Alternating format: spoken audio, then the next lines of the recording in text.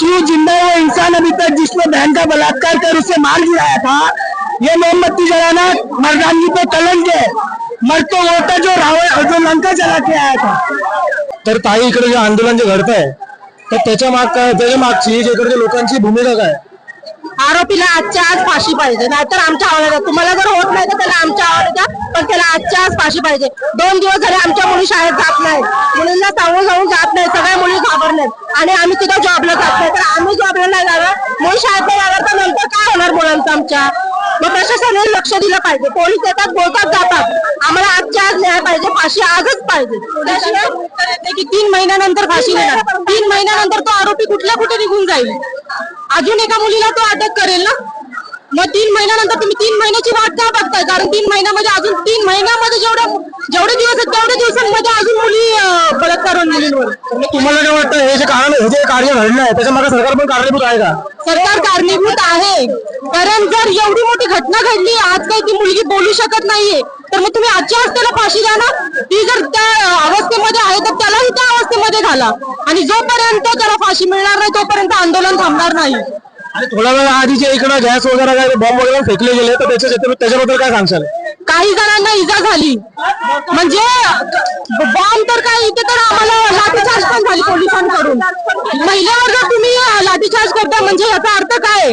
मग तुमच्या शब्दांवर विश्वास ठेवणार, कोणत्या शब्दांवर? की 3 महिन्यानंतर फाशी होणारच म्हणून? अजिबात नाही, आजच फाशी झाली पाहिजे। आम्हाला विश्वास कोणावरतीच नाही, आजच्या आज सगळ्यांच्या समोर फाशी झाली पाहिजे, तरच आम्ही मानू कायला फाशी झाली म्हणून। सांगत होतो की लाठीचार्ज कोणाकडे डोकं वगैरे फुटलं तर त्याच्याबद्दल काय सांगतो? हो, एका महिलेचं डोकं फुटलं, रक्त निघत होतं, आणि एक मुलगा त्याच्या पायावरती पण काठीने पण मारलं होतं, पूर्ण त्याच्या पायावरती निशाण।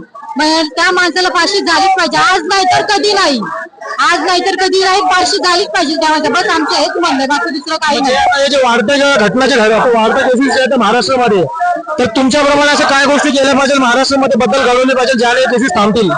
फाशी झालीच पाहिजे त्याला, त्या दिवशी प्रकार घडत त्याच दिवशी फाशी झाली पाहिजे, नाहीतर भर चौकात उभा करून त्याला कापला पाहिजे, असं काहीतरी निर्णय प्रशासनाने आमच्या अंमली करा। महिला पण त्याला बरोबर शिक्षा देऊ, आम्ही कापून काढू त्याला। आम्ही काय हातामध्ये बावड्या घातल्या याचा अर्थ आम्ही काय तलवारी घेऊ शकत नाही असं नाहीये, आम्ही पण महाराजांची आम्ही पण शिष्य आहेत, असं नाहीये की बाधा झाल्या म्हणजे महिला काय करू शकत नाही, सगळं काय करू शकतो महिला। आमचं मन हे आहे, आमची पण मुलगी आहे, कामाला जातात, रात्री गाडी नाही भेटत, उशिरा होतात, 12 वाजता किंवा 1 वाजता, मग मुली सेफ पाहिजे, काय प्रशासन करत पण नाही, आणि मुली शाळेत जातात, शाळेमध्ये जर शिक्षण असत करतात तर आम्ही कुठे पाठवायची मुलींना? मग आम्हाला काय त्यांचा काय नाही, आम्हाला फक्त खाली त्याला फाशी पाहिजे।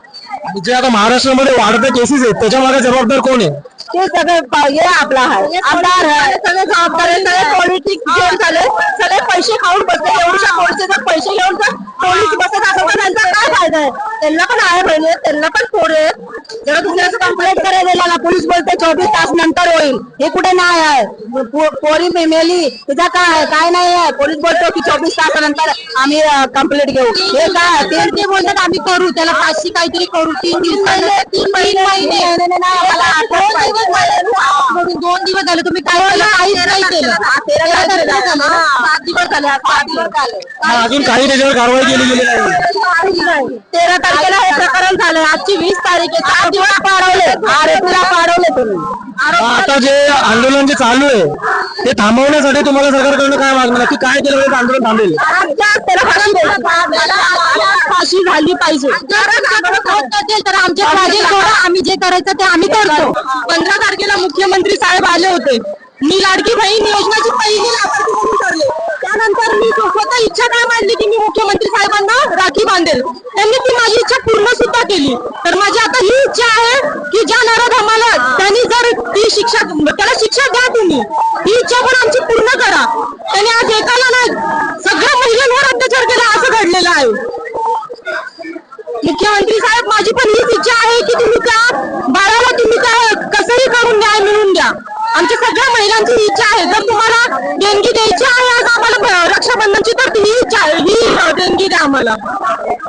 आम्हाला 1500 रुपये नको, आम्हाला सरकारचे 1500 रुपये नको, आमच्या मुलं बाळा सुरक्षित पाहिजे, लहान मुलींवरती महिला सुरक्षित, महिला सुरक्षित पाहिजे। पाहिजे आमचे मुलं शाळेत जात नाही, घाबरून घरात बसले, त्यांना तर हा प्रकार सांगावाच लागणार पोरांना. तर माझी मुलगी 2 दिवस झाले शाळेत जात नाहीये, ती पण घाबरून राहिले. मग आमच्या मुलीला आम्ही घरात बसवतो, आम्ही पण घरात बसवतो, तर काय करणार नंतर तर शासनाने काहीतरी केलं पाहिजे. आता हा 6 वाजल्यापासून आंदोलन चालू आहे, कोणच आलं नाही.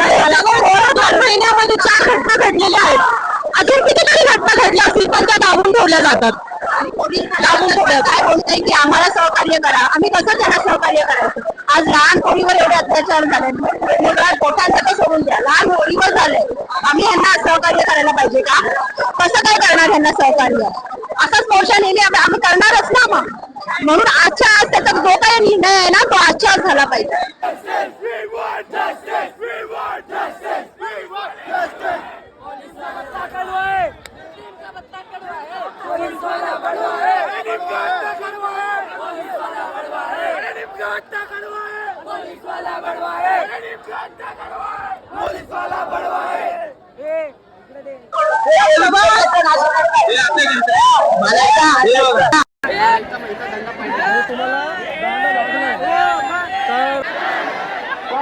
काही सध्या आपल्या जे आयपीएस इकडचे आहेत त्यांनी आश्वासन दिलंय की काही ना काहीतरी इकडे मार्ग निघेल, पण तरी आता सध्या तुमचं जे भूमिका आहे त्याच्याबद्दल तुम्ही सांगा. आम्हाला फाशीच पाहिजे त्याला.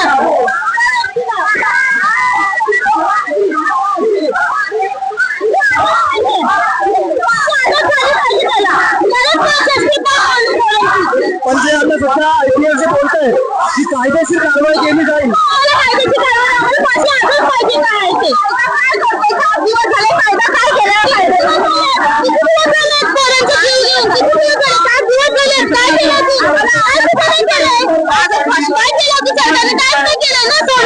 डॉक्टर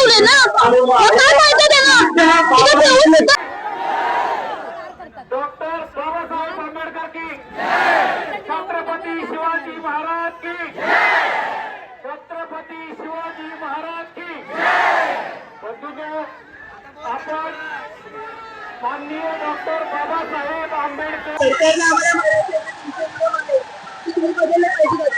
जनतेच्या हातात आरोपीला द्या किंवा तुमच्या नियमाला बदलून तुम्ही आजच त्याला फाशी तुमच्या हिशोबाने द्या. आम्हाला फक्त आरोपीला फाशी झालेली बघायची. आमच्या समोर डोळ्यासमोर त्याला फाशी मिळेल, आम्ही समाधानी आहोत.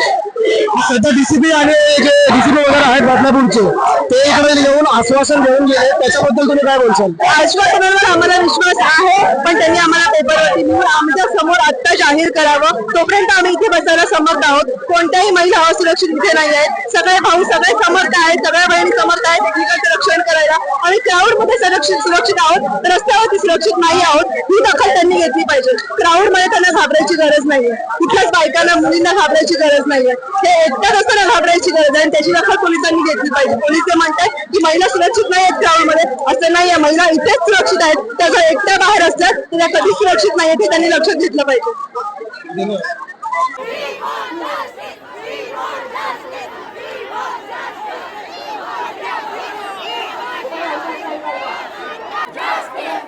डीसीपी ते बोलतात की आम्ही लिखित देऊ, पण लिखित द्यायच्यासाठी तुमची काय भूमिका आहे?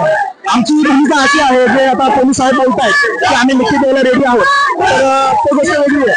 पण जर त्यांनी किती दिवसामध्ये करणार आणि जर नाही केल्यास जर राज्याचे आपल्या महाराष्ट्र राज्याचे गृहमंत्री हे राजीनामा देणार का? हेही सुद्धा लिखित देणार का ते आम्हाला? हे सुद्धा लिखित देणार का? जर राजीनामा द्यायला तयार असतील की 5 दिवसात 7 दिवसात आम्ही फाशी देतो, राजीनामा देतो. राजीनामा देणार का?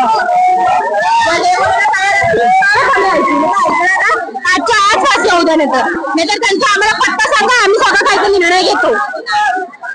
हो साहेब. तर दादा सध्या पोलीस जे बोलतायत की FIR त्यांनी लगेच दाखल केली, त्याच्याबद्दल तुम्ही काय बोलतो? टाइम्स ऑफ इंडियाच्या न्यूज मध्ये क्लिअर लिहिलेलं आहे की त्यांनी 12 तास बसवला होता. दुपारी 12:30 वाजता हे लोक गेलेले FIR करायला, पण पोलिसवाल्यांनी FIR घेतली नाही. त्यांनी रात्री 1 वाजता FIR घेतली. चल ठीक आहे की प्रायव्हेट हॉस्पिटलची मेडिकल रिपोर्ट चालत नाही, आय एग्री, पण गव्हर्नमेंटमध्ये पण जर तुम्ही मेडिकल चेकअपसाठी जातात तर तुम्हाला 12 तास लागत नाही, 2 ते 3 तास मध्ये होऊन जातो. तरी तुम्ही 12 तास नंतर का घेतली FIR मला ते सांगा. आणि ते पण घेतली नाही.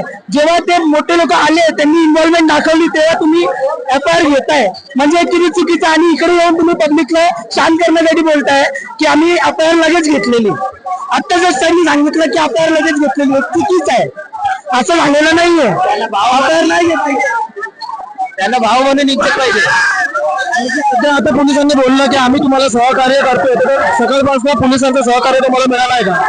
दादा मी सकाळी कॉलेजला होतो, तिकडे गेलेलो कॉलेजला. आम्ही सकाळी 6 वाजतापासून तिकडे, 1 वाजता आम्ही पोलीस स्टेशनला गेलो, आम्ही तिकडे पण बसलो आणि त्यानंतर मी आता इकडे आलोय.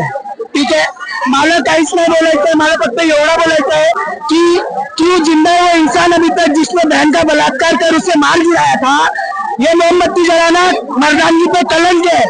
मर तो वो था जो लंका जला के आया था.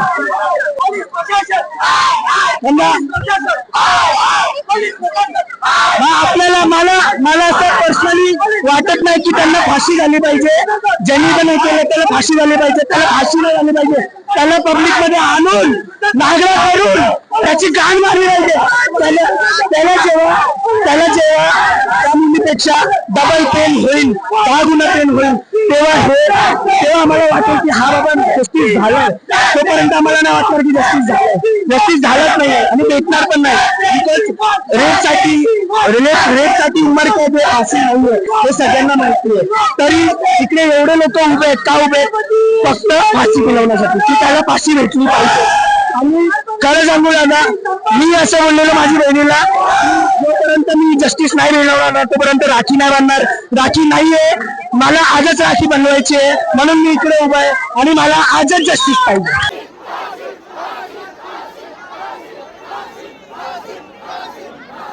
हे आश्वासन दिलेलं आहे.